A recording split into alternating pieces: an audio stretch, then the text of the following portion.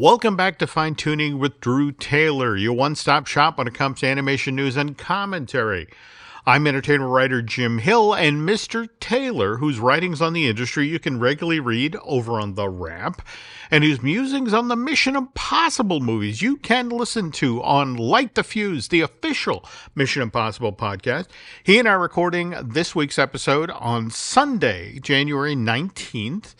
If you listened to last week's show, you know we spent a lot of time talking about the wildfires out there. And before we get started here, just checked the status on both the Palisades and the Eaton fire. Palisades, as of 3 o'clock East Coast time, 51% contained. Eaton fire, on the other hand, is 81% contained, which in theory, good news. We're getting there, Jim. We're trying. Yeah, but that's the thing. Palisades fire consumed 4,996 structures. That's homes and businesses, not to mention damaging an additional 707 more, burned through 23,000 acres of land out there.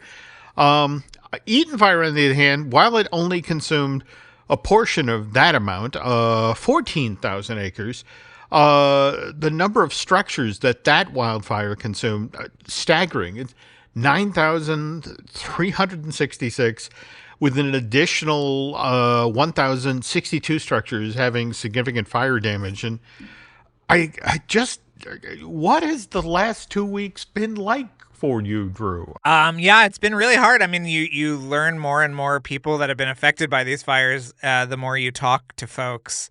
And, the air quality is very low. Everybody's wearing a mask outside. It's just been a rough couple of weeks. And I think people are using this holiday tomorrow to kind of just like recharge a little bit. It's been very hard to focus on anything else because it's just, the devastation is so widespread, and you just know so many people that were impacted. I feel very lucky that I didn't go through that, but it's been a lot. But at the same time, LA's got to LA. It's award season. And in fact, it was so funny watching the internet last week kind of lose its mind because, Stephen King suggests, well, maybe we shouldn't have the Academy Awards this year.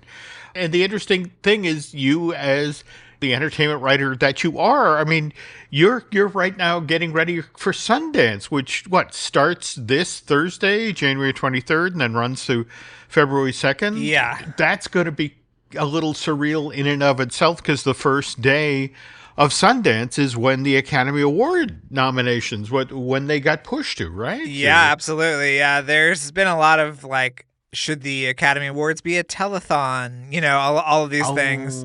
But like, it's so interesting because you see everybody's side of it. You see the side that says, well, what about the drivers and the hairstylists and the makeup people and the costume, all these people that would be affected if the Academy Awards didn't happen. And the decision to keep Sundance was only made a couple of days ago. Email got sent out that said, yeah, we're still doing it. I think the festival is going to be very low key. I think it was going to be low key to begin with, but now with, people who are affected or don't want to go and, all of this, it's going to be very interesting. So I will report back on next week's show about what the vibe was like for sure. Can't wait.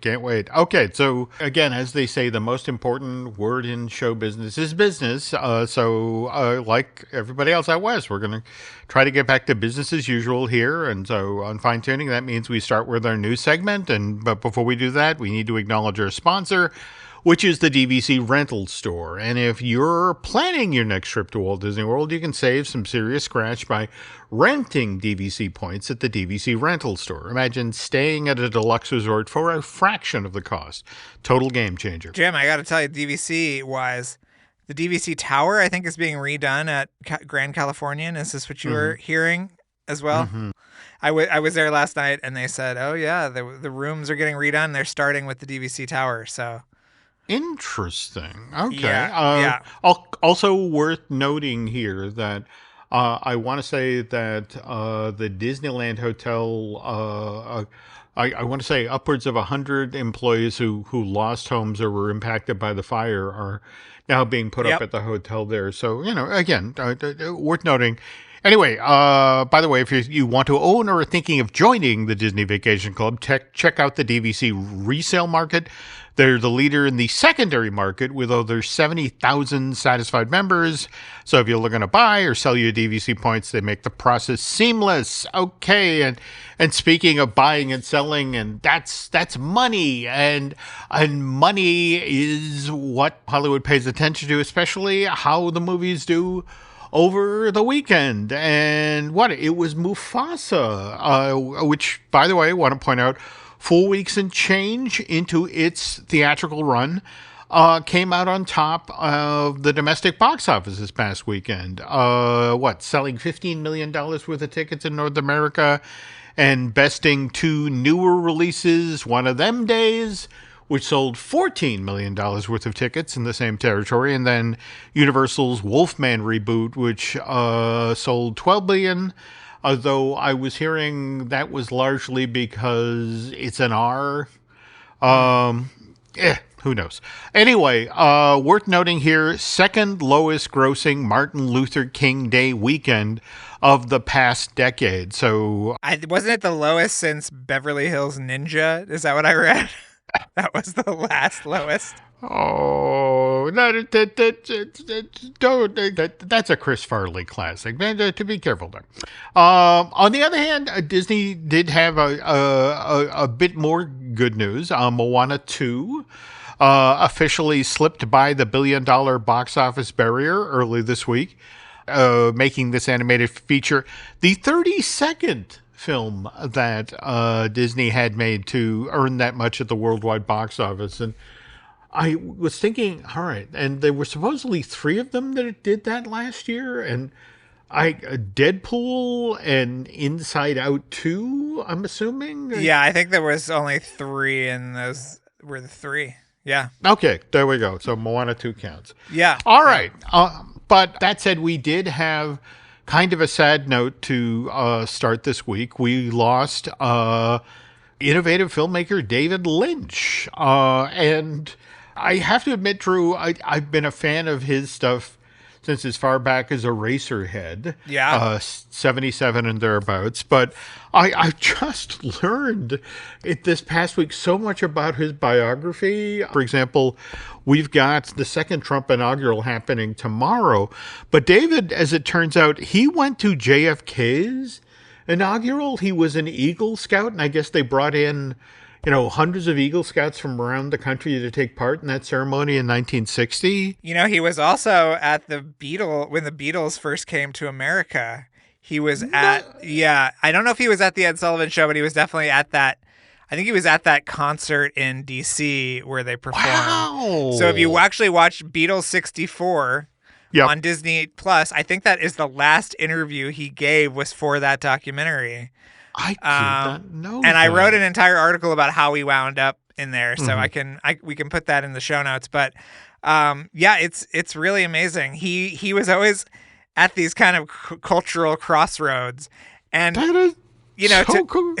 To add to the Disney discussion, that Bob Iger was the one that pressured him to wrap up Twin Peaks when he was at ABC. God, that's right. So yeah.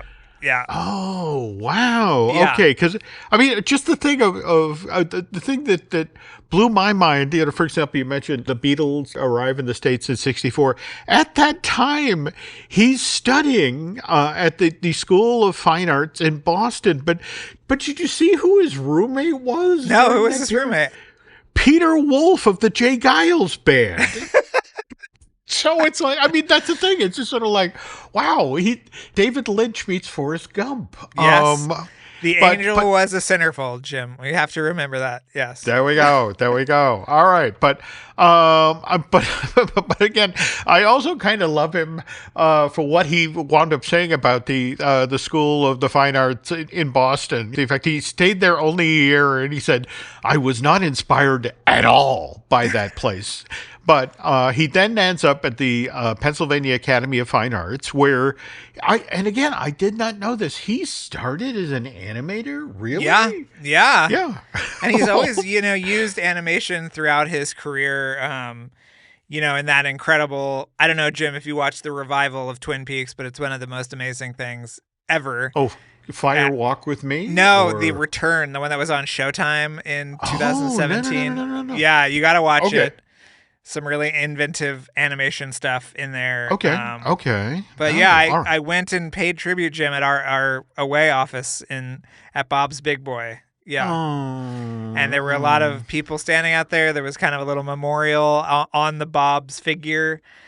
It was really nice. It was a moment. I feel like people were just happy to kind of celebrate something good after such a chaotic couple of weeks. And he loved that Bob's, and he loved he loved a good burger, he loved a Coke, and yeah. What's not to love about the Bobs and Toluca? And I seriously, in fact, we're coming up on when I typically go out to LA. I always try to go out in March so Alice and I can celebrate our birthday. But yeah, I'm jonesing for Micah. I need we'll some time be in there. a booth. Maybe we'll go to the Beatles table in the back where they sat when they came to America in '64. Yeah. Yeah. That would be cool. All right. Just before we button up here, though, I want to point out that his first film, I love the title of his first film. His animated feature from 67, it's 6 men getting sick 6 times. And the way he described it is 57 seconds of growth and fire and 3 seconds of vomit. And then his next film was a mix of animation and live action. The Alphabet came out in 68. But I love the fact that he makes his first live action film on a grant from the American Film Institute. I mean, it was George Stevens himself that called him after he submitted a proposal, and it was like, "Well, can you make this for $5,000? Because if you can, we'll give you the money." I think he was one of the first students at the American Film Institute too, because I think he had read that it had gotten started and then thought, "Oh, maybe they'll back some of this weird stuff I want to do." So, and that's the thing when you look at just over his filmography. I mean, things like Wild Heart, which confused a lot of people when it came out, but you can't forget it. You just cannot forget David Lynch's films. Jim, the amount of times I say that this here snakeskin jacket represents my, what does he say? My belief in personal freedom. It's words to live by. Yeah. Yeah, there we go. By the way, Mr. Lynch was not the only filmmaker we lost last week. Robert Verrall, probably a name not as well known as it should be. He passed away this week at 97 years old, but he worked for the National Film Board of Canada during a really, really crucial time, 1945 through 1986, when, let's be honest here, film animation work, this is when the studios were starting to shut down their shorts department, and more to the point, a lot of the animation that was being done for television, and I mean this is no disrespect to fans of Hanna-Barbera, but who was it who called it illustrated radio? I mean, Not far off. But during this time, the National Film Board of Canada stepped up and they hired animators to do amazing films. I mean, like, for example, Richard Condy's The Big Snit, or anything that Norman McLaren did, or my personal favorite, Cordell Barker's The Cat Came Back, which I saw the very first time at the Off the Wall Cinema in Cambridge, Massachusetts. I mean, it was literally a storefront. I want to say they could sit an audience of maybe 30 people on chairs they'd clearly scrounged from the restaurant next door. But this is where you could go and see things like Spike and Mike. And I remember, for example, Sheldon Cohen's The Sweater from 1980. And again, it just, Robert Verrall kept so many animators employed doing really interesting work in the 70s and 80s, again, during his time in the National Film Board. And I just wish that Robert had gotten more attention in his lifetime for, again, everything for the National Film Board. But he retired from that organization in 86. But one of the very last things that he funded was, again, Cordell Barker's The Cat Came Back, which went on to get nominated for an Oscar and actually ran in theaters in the UK ahead of Who Framed Roger Rabbit, because it had that sort of same crazy slapstick energy.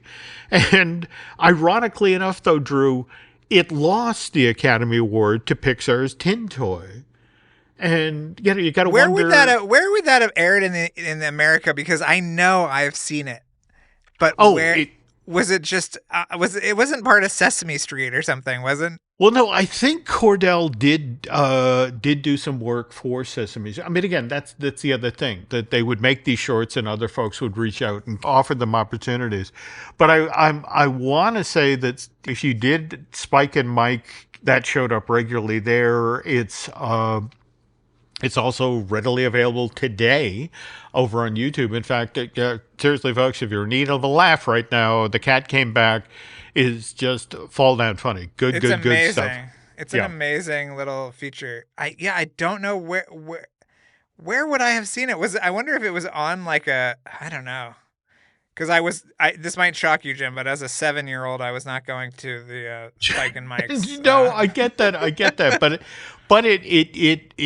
I want to say it was featured in a couple of compilations. It certainly is one of those things that when animation fans sit down, it shows up eventually, because it just wonderful piece. But anyways, speaking of Pixar, we got a new trailer this week for Win and Lose.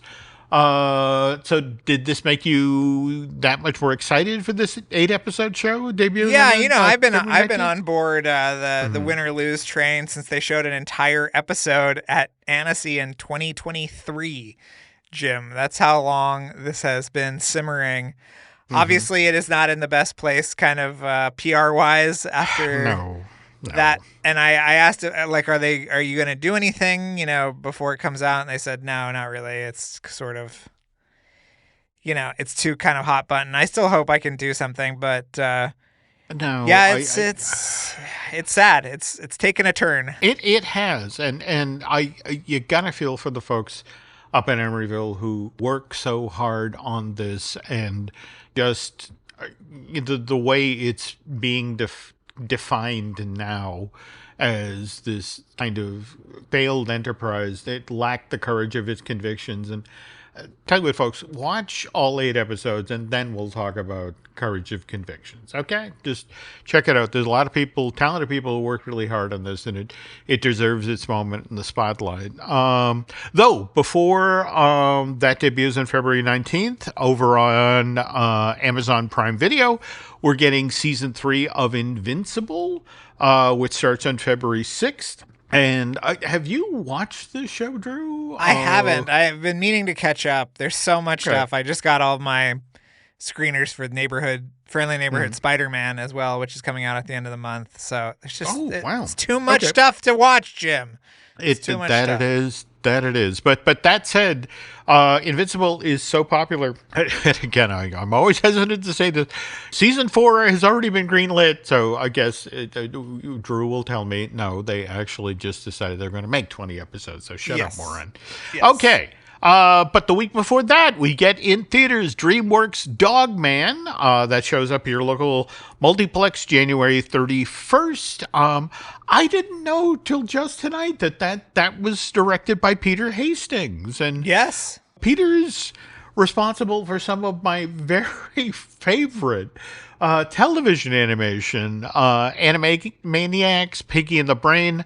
Have you ever seen Cat Scratch, his show Cat Scratch? I don't think so. Where was that? Oh, that was, dang, I think that might have been Cartoon Network. But but it actually has a line I continue to quote. The moon rocks. We went to the moon to get moon rocks.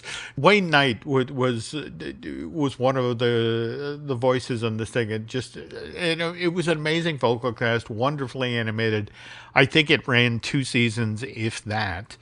And since then he's been over. Well, actually, he did the 2 of the Kung Fu Panda series for DreamWorks Television Animation, Legend of Awesomeness and Dragon Knight, and then kind of interesting, out ahead of Dogman, is to do the Epic Tales of Captain Underpants, which of course by the same author.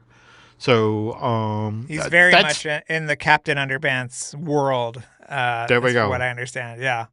There we go. On the other hand, Peter also directed the live-action Country Bear movie, and I've told you about well, Nancy spent 2 days on the set of that film. I could only tough it out for one night shoot, Drew. And you're in it, aren't you? Can you see Jim Hill in there, my giant bald forehead is in a 1/12 of a second. Nancy, on the other hand, you could clearly make out. But I got to tell you, sitting up in the balcony for like 3 hours, watching as Christopher Walken mime to an arm farting soundtrack was like, yeah, the magic of Hollywood. I'm out of here.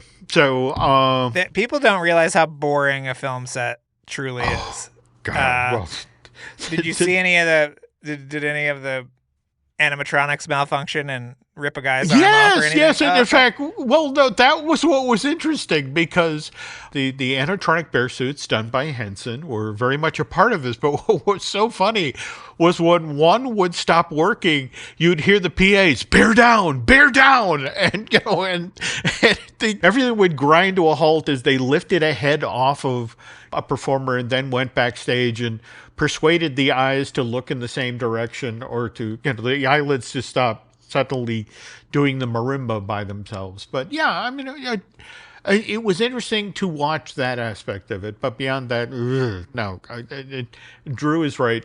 Making films is very, very boring. But on the other hand, we do have some interesting stories about the making of Disney's Hercules, which we will get to on the second half of today's show. And we're back. Drew, you had, of course, mentioned that you got to see Win and Lose at Annecy back in 2023. But you brought up, as we were pre-gaming this week's show, that Michel Gondry is going to be getting an award at this year's Annecy, right? Yeah, the Grand Cristal, is that what it's called? It's the kind of like honorary award. I think that people like Guillermo and Wes Anderson have gotten it in the past, but they're sort of using it as an excuse to talk about his work in animation. He's made, I think, 2 animated features. Obviously, his live action work is very animation indebted, and as well as his music video output, which was using all sorts of stop motion and things like that. So I think it's going to be a very exciting presentation, and I hope I get to see it. And yeah, I love Annecy, Jim. Oh, yeah, and this would be your 3rd year if you go, yes, this will be right? my 3rd year this year, yeah. Okay. Yeah. Cool. Okay. Well, all right. If you listened to the show in the past, you know that Drew and I are big fans of the art of and making of books. And that's not just because Drew has 2 coming out in very short order. In fact, the art and making of Ultraman Rising comes out this week. In fact, the day this podcast posts, January 21st, from Titan Books. So go get a copy. Can you believe it? Jim? It's been a while, but I'm Tuesday. I'm sitting outside in the snow till the Amazon truck comes up the driveway.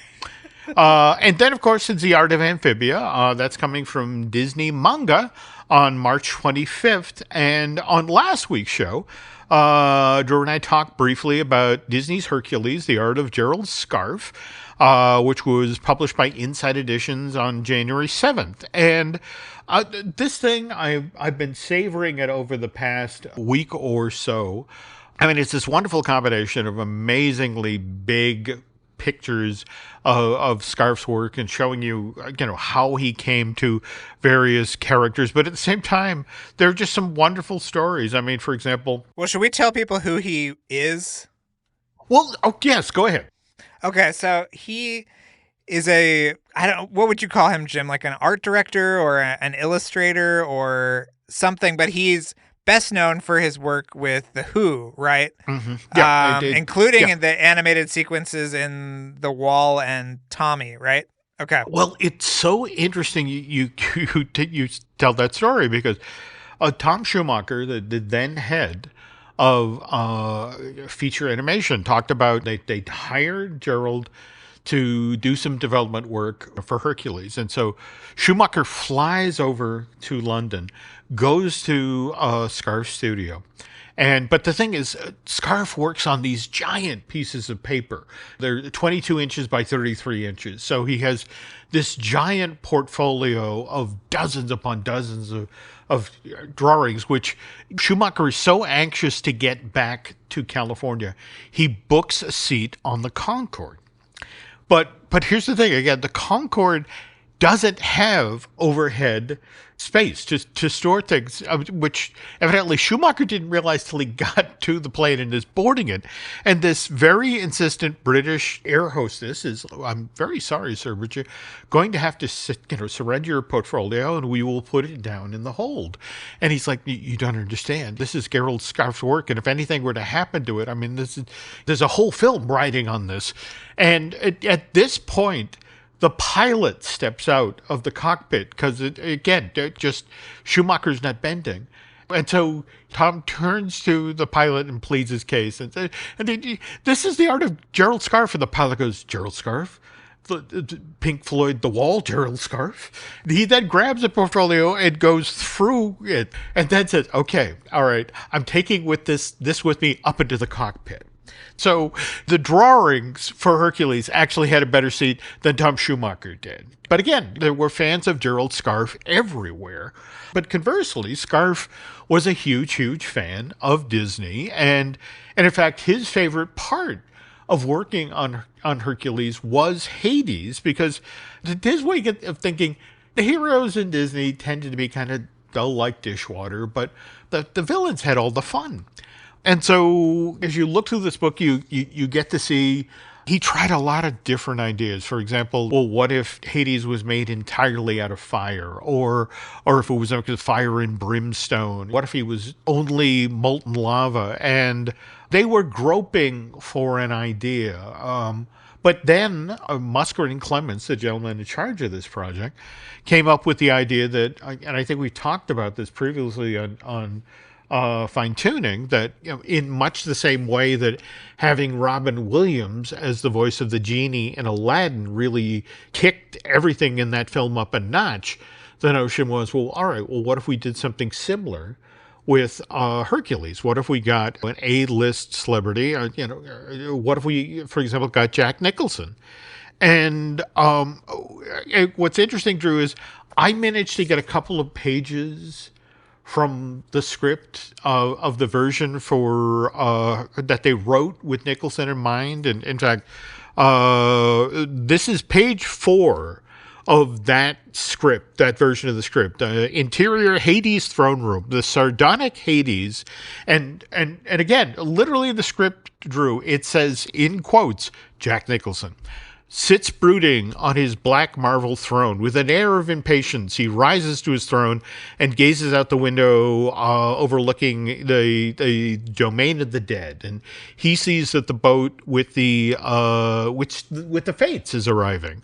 So he goes down to greet them. And this is what Hades' Jack Nicholson version would have said to them. And it's like, ladies, thank you for coming. We don't get many visitors down here, at least not by choice.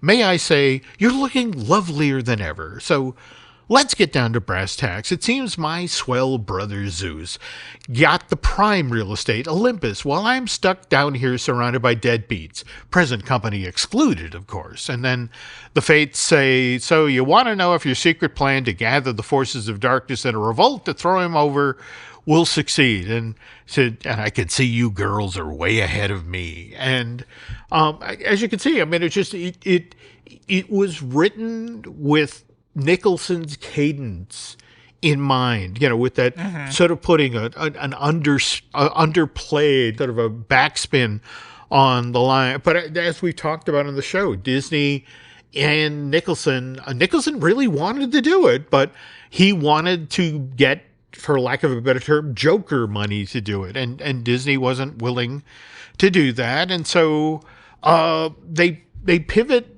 to John Lithgow. And what's interesting is that the design that Scarf did for Hades changes during this period, because to be honest, they were groping.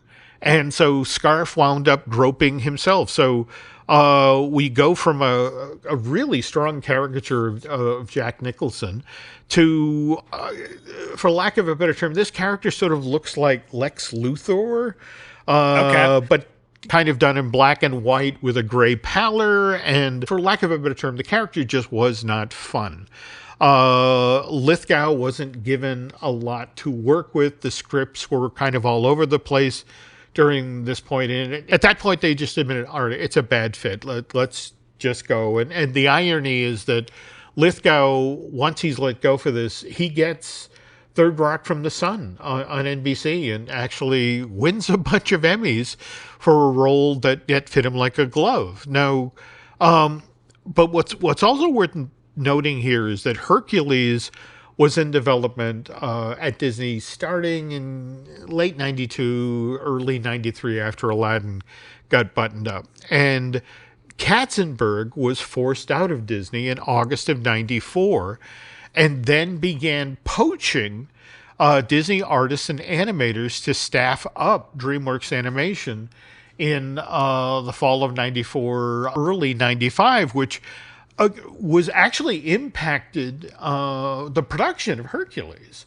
That suddenly artists were falling out and stepping away from Disney. And Musker and Clements took this personally. And it was during this window of time that the idea then began to form that, because Jeffrey Katzenberg was seen as the devil by the folks working on Hercules. They go, oh, wait a minute, what if Hades then becomes a caricature of Jeffrey? And so for a time, Hades actually wore Jeffrey's signature glasses until somebody in Disney Legal was like, look, you got to give us plausible deniability here. I was wondering why Hades was drinking so much Diet Coke in Hercules.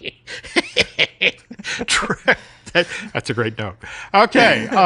But Scarf talks about this moment in the film's production when James Woods is brought on board in Hercules and is specifically told that, look, this character is going to be a caricature of Jeffrey Katzenberg. And Scarf goes on to say, when James Woods was cast, I began doing things differently. Not exactly caricatures, but the ambience of James Woods. And the character then changed into the sarcastic and witty version of Hades that we see in the finished film. But what's kind of interesting, and you can see this in Hercules, The Art of Gerald Scarf, is they start, when it's Nicholson's version of Hades, the color that's driving the character is red, because, again, they were toying with the idea of him being made of fire, made of lava. When Lithgow, again, is Hades, it's black and white with a gray pallor. He's king of the underworld, and how would you look if you lived and worked in that environment? Whereas when they got to James Woods, suddenly Hades was blue, because Scarf was the one, well, think about a gas flame on your stove. I mean, it's blue. But when he would get angry, you'd turn it up and you could get the yellows, you could get the reds. And so we give him a color to change to when he gets excited. And by the way, the other thing that's worth noting from the pages of this early draft of the Hercules script is panic, when this character is introduced in the film, is noted as being Richard Lewis, the comedian. And in fact, there's a wonderful bit of dialogue that Musker and Clements wrote that showed that they were clearly fans of Richard Lewis's stand-up, because Panic apologizes for being late, but then shifts the blame to the boatman of the River Styx. It's like paint dries faster than he moves. And he insisted on exact change. And we didn't have any small coins.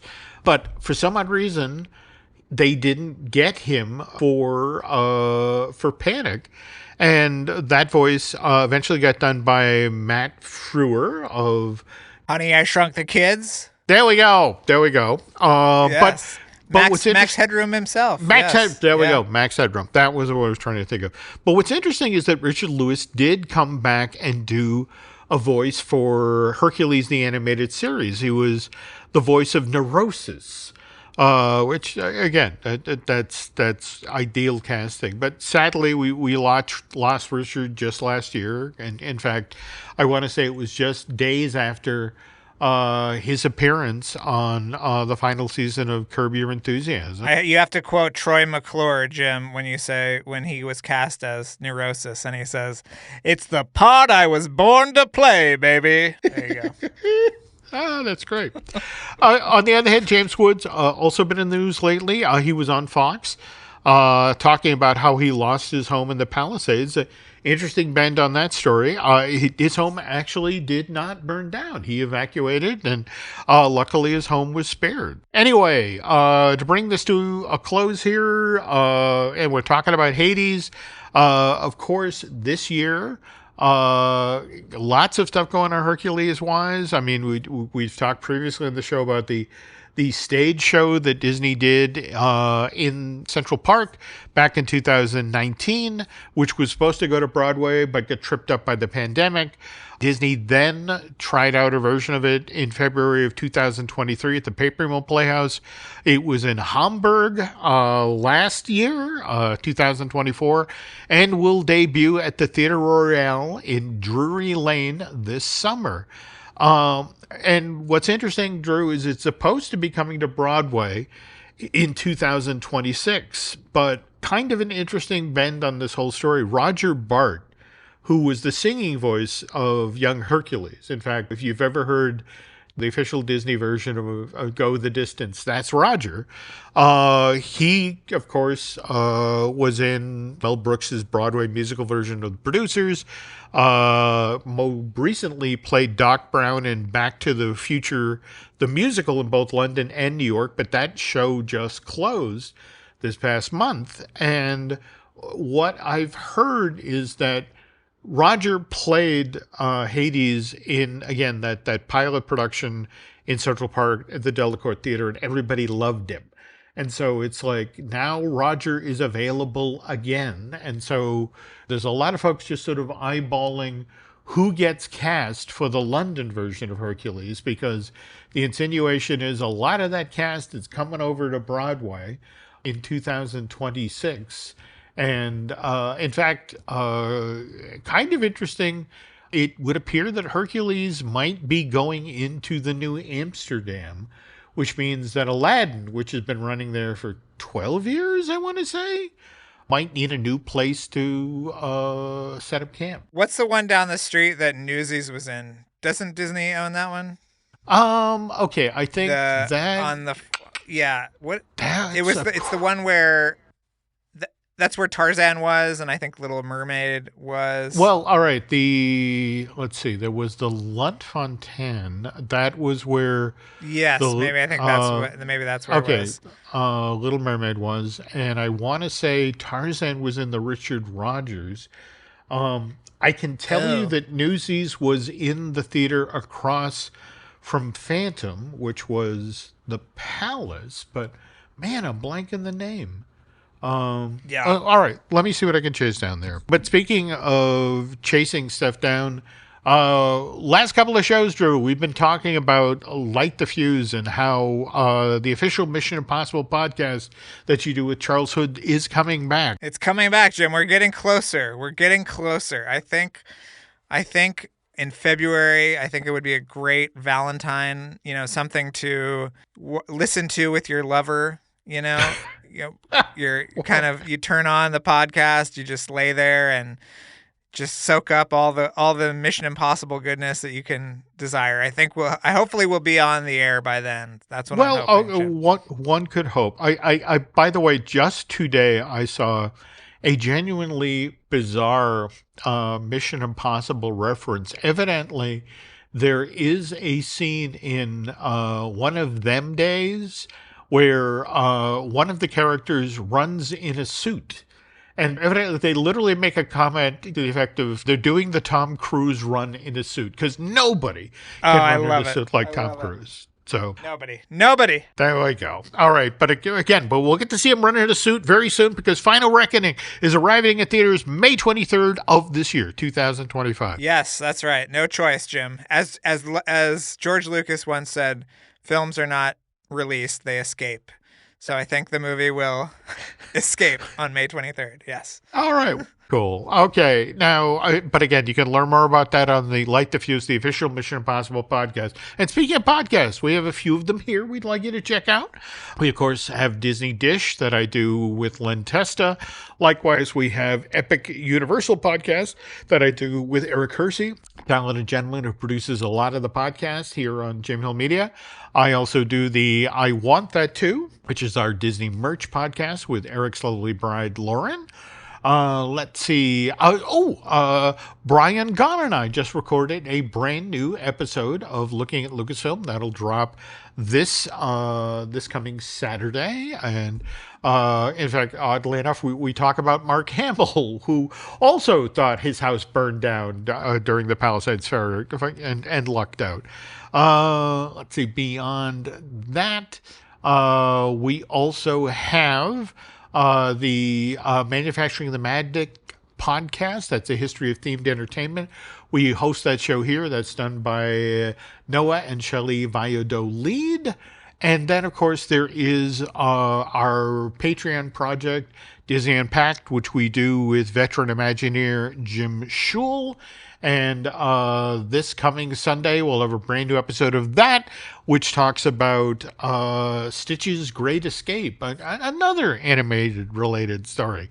And also, we were just talking about Drew's show coming back in February. Just want to let you folks know that Marvel Us Disney will be coming back next month as well. We're working on getting new episodes of that out the door. Beyond that, just want to take a moment here to thank Eric Hersey and David Gray for producing this podcast. Also, want to ask you folks to do Drew and I a favor. Head on over to Apple Podcasts and please review, well, not just this show, Fine Tooning, but also Light the Fuse. That would be very helpful. And as we head out the door here, Drew, do you want to tell the nice folks where they can look for you on social media? Yeah, Drew Tailored, like a tailored shirt on Instagram and Twitter mostly. I refuse to call it X. What about you, Jim? Where can people find you? Okay, you can find me on, X, Twitter, whatever you call it, and Instagram as Jim Hill Media, and over on Facebook as Jim Hill Media News. And again, at top of the show, we talked about the wildfires, folks. If you are in a position to help, just want to remind you, the American Red Cross is out there in the ground doing what it can. So that's a great place to throw some dough at. And again, we're thinking of our friends and family out west, and everybody stay safe. So beyond that, on behalf of Mr. Taylor, we want to thank you for listening to this week's Fine Tuning, and we will be back soon.